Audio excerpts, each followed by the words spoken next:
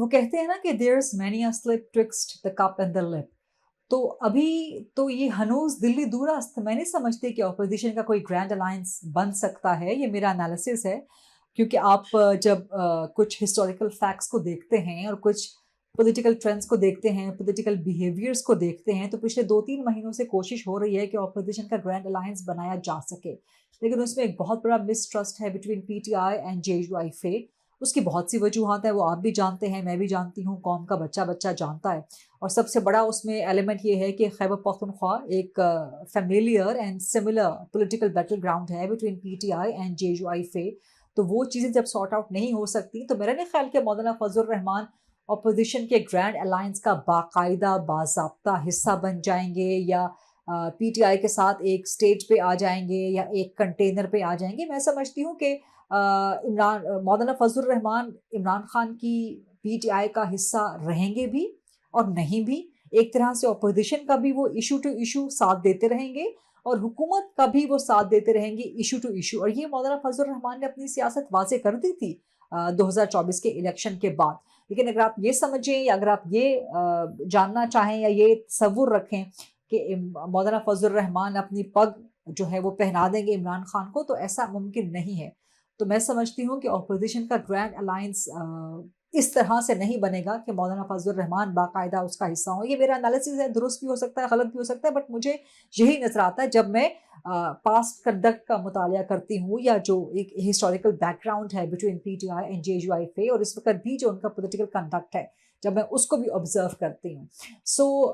और जब तक मौलाना फजल रहमान बाकायदा तौर पे अपोजिशन के ग्रैंड अलायंस का हिस्सा ना हो, तब तक ये अलायंस कामयाब नहीं हो सकता। तो मैं समझती हूँ कि अपोजिशन इसी तनख्वाह पे काम करती रहेगी, और पाकिस्तान तहरीक इंसाफ गालिबन अपनी सोलो फ्लाइट को ही आगे बढ़ाएगी। मेरी रीडिंग ये है कि मौलाना साहब जो हैं अपोजिशन में, क्योंकि बैठे हुए हैं, अपोजिशन का कवर तो है उनके पास, सो हर एक से बात तो ज़रूर करेंगे। अपोजिशन अलायंस जो है वो हर एक को सूट करता है, मौलाना साहब को भी करता है, इमरान खान साहब को भी करता है, लेकिन फॉर डिफरेंट रीजंस करता है। अब उनमें से कौन किसको इस्तेमाल कर लेता है, ये सबसे बड़ी अहम चीज़ है। आपको पता है कि पॉलिटिक्स में सबसे बड़ा जो अहम चीज़ होती है कि कौन किसको इस्तेमाल कर। इट्स मतलब पॉलिटिक्स के बारे में कहते हैं ना कि it's all about exploring the possibilities, कि आपने नए नए रास्ते ढूंढने होते हैं। तो सेम आपने नए नए लोग भी ढूंढने होते हैं, सियासी पार्टनर सही, जिनको आपने इस्तेमाल करना होता है। तो इस अलाइंस में कौन किसको इस्तेमाल कर सकेगा, किसको क्या फ़ायदा हो सकता है, दैट्स अ मेन क्वेश्चन जो आपने भी पूछा है कि जनाब के मौलाना साहब अपनी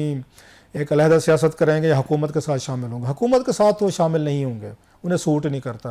हुकूमत में शामिल हो के अगर होना हो तो साल गुजर गया, 1.25 साल आगे, तो अब उन्हें 3-4 सालों के लिए शामिल हो के शायद उन्हें प्रॉफिटेबल नहीं लगता। उनकी आंख नज़र जो है वो अगले इलेक्शन पे होगी कि अगर हम अपोजिशन में रहें, और इस वक्त वो लीडिंग रोल में अगर देखें जाए, पीटीआई में एक इंटरनल फाइट है, रिफ्ट है, एस्टेब्लिशमेंट से लड़ाई है, हुकूमत से लड़ाई है, पीटीआई खुद बेचारी तितर बितर है, इमरान खान साहब जेल में है, उनकी लीडरशिप इधर वो इतनी यूनाइटेड नहीं है, लिहाजा वो एक अपोजिशन का रोल उस तरीके का अदा नहीं कर पा सके।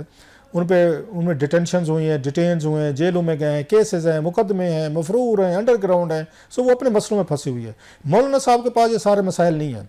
मौलाना साहब ने अपनी पार्टी को यूनाइट रखा हुआ है, वन यूनिट की तरह रखा हुआ है, उसको कमांड और पावर और अथॉरिटी के साथ उसको चला रहे हैं वो।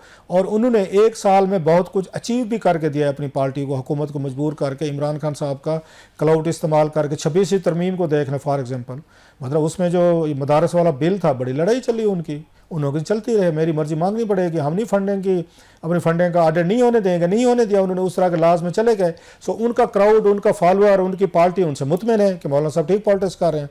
फिर उन्होंने जब यह पार्लिमानी इजलास हुआ, यहाँ पे जनाब मुनीर साहब आए थे और DGISI आए थे और सारी ब्रीफिंग हुई, तो मौलाना साहब ने वहाँ भी बड़ी अच्छी तकरीरें की। उन्होंने भी इस्टेब्लिशमेंट के साथ जो कोई रास्ते उनके थोड़े से मतलब मुश्किल हो गए थे, कोई दरमियान में कोई राब्ते टूट गए थे, या कोई थोड़ी सी मौलाना साहब की तकरीरों की वजह से वो अफेंड थे, वो भी उन्होंने मेंडिंग की है, वो भी तल्लुकात अपने ठीक कर लिए हैं उन्होंने इस्टेब्लिशमेंट के साथ। और जो बहर ख़बरें निकली हैं उससे मौलाना साहब को अप्रिशिएट किया गया कि फ़ौज के साथ, इस्टेब्लिशमेंट के साथ ओवरऑल उनका मामला ठीक रहे हैं। सो मौलाना साहब ने वो भी अपना वो कर लिया। अब मौलाना साहब जो हैं वो फिर वो इमरान खान साहब के साथ तहरीक की बात करें ईद के बाद तहरीक वो किसके खिलाफ चलाना चाहते हैं। मज़े की बात है कि KPK में धांधली हुई है, आपने नोट किया है, उनका वोट बैंक तो KPK में है ना, कोई उनका उनका पंजाब में तो कोई बहुत बड़ा वोट बैंक नहीं है, या बलूचिस्तान में होगा। तो वो कह रहे हैं मेरी KPK में धांधली हुई है, और KPK में इस वक्त किसकी हुकूमत है? इमरान खान साहब की हुकूमत है। सो वो तो इमरान खान साहब पे इल्ज़ाम लगा रहे हैं, PTI पे इल्ज़ाम लगा रहे हैं कि आपको धांधली से जितवाया गया है, आपको वज़ीर आला जो है वो धांधली से बना हुआ है। और ये जहन में रखिएगा कि अली अमीन गंडापुर साहब और मौलाना फजल रहमान साहब की बड़ी पुरानी सियासी दुश्मनी डेरा इस्माइल खान में। सो वो एक हालात फड्डा है। सो असल में तहरीक जो चलनी है, अब इमरान खान साहब तहरीक चलाना चाहते हैं फेडरल हुकूमत के खिलाफ कि शहबाज शरीफ साहब की हुकूमत पार्लियामेंट रबर स्टैम्प है, जैली है, मैंडेट जैली है, जैली तरीके से इनको जितवाया गया, 47 फॉर्म वाली ये हुकूमत है, वो उसके खिलाफ तहरीक चलाएंगे। अब ज़रा थोड़ा सा अब तसव्वुर करें, ज़रा इमेजिन करें ज़रा कि अब दोनों वर्कर चल रहे हैं जनाब, एक साइड साथ साथ चल रहे हैं। ये PTI वाले हैं, साथ में मौलाना फजल रहमान साहब का वर्कर है। नारे क्या लग रहे हैं?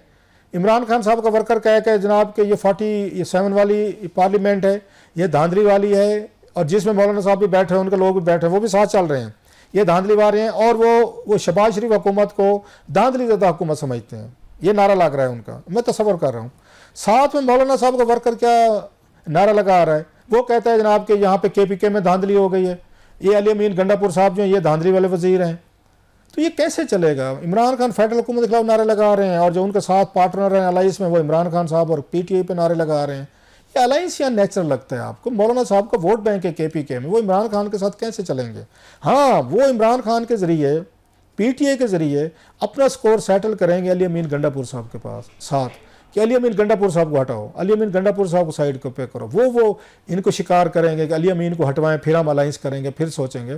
सो मुझे नहीं लगता मौलाना ना हुकूमत में शामिल होंगे, ना वो खान साहब के साथ जल्द से जुलूस निकालेंगे। उनका वर्कर उनका वर्कर जो है इसका मौलाना साहब का पीसफुल वर्कर है, लड़ाई नहीं करता, झगड़े सोटे, डांग सोटे, लाठी चार्ज, पुलिस, थाना, कचहरी, जमानतें, ये काम नहीं होते उनके यहाँ। इमरान खान साहब के वर्कर मादरत के साथ ये हुए हैं, हमने देखा। जब भी वो आए हैं इस्लामाबाद हैं, लॉन्ग मार्च किया है, या यहाँ धरने दिए हैं, या 3-4-7-8 बकौल उनके अली अमीन गंडापुर साहब को वो हमले कर चुके हैं इस पे, इस्लामाबाद पे या पंजाब पे। हर दफ़ा बेचारे कोई ना कोई PTI के वर्कर को नुकसान हुआ है, जानी नुकसान हुआ है, माली नुकसान हुआ है, या उनको, और वो थाना कचहरी अभी तक थानों में पड़े हुए हैं, अभी तक वो जेलों में पड़े हुए हैं। सो मौलाना साहब के वर्कर में और इमरान खान के वर्कर में बड़ा फ़र्क है। खान साहब का वर्कर वो कहता है जी हम मरने जा रहे हैं या मारने जा रहे हैं, जनाजे पढ़ लेना, कफन बांध के आते हैं। मौलाना साहब का वर्कर इस तरह का नहीं है। मौलाना साहब उनके साथ फिर भी अपना वर्कर खड़ा करना चाहते हैं। मौलाना साहब की मर्जी सर, हम क्या कह सकते हैं। देखिए, ओपोजिशन का अलायंस तो ऑलरेडी बन चुका है, चाहे आप उसे ग्रैंड अलायंस का नाम दें, जो भी उसे कहें, लेकिन जब तक मौलाना नहीं शामिल होंगे इस ओपोजिशन अलायंस में, इसको इतना सीरियसली मेरा नहीं ख्याल कि हुकूमत के लिए कोई मुश्किलात पैदा कर सकता है। जहाँ तक मौलाना फजल रहमान की बात है, तो गुज़श्ता 10-12 दिनों में तकरीबन 2 बड़ी तफसीली मुलाकातें मेरी मौलाना साहब से हुई, और मेरी सिक्स सेंस ये है, बेस्ड ऑन जो मौलाना साहब की ऑन द रिकॉर्ड डिस्कशन थी, अभी तक JUI ने ये फ़ैसला नहीं किया कि वो ओपोजिशन का प्लेटफॉर्म जो है या ओपोजिशन के जो जलसों का स्टेज है वो PTI के साथ शेयर करेंगे या नहीं। और उसकी बड़ी सिंपल सी 2-3 वजूहात हैं। एक तो दोनों जमातों का जो माजी है वो काफ़ी तल्ख रहा है। PTI ने जो लैंग्वेज इस्तेमाल की, ख़ुद बानी PTI ने मौलाना साहब के बारे में जिस किस्म की लैंग्वेज इस्तेमाल की, या उनके जो अकाबरीन है, और मौलाना साहब के अल्फाज में मैं आपको बता देता हूँ कि मेरे कारकुनान जो हमारे अकाबरीन और उलमा के साथ जिस तरह का सलूक किया गया, जो तज़हीक आमेज़ उनके बारे में गुफ्तगू की गई, वो बड़ा मुश्किल है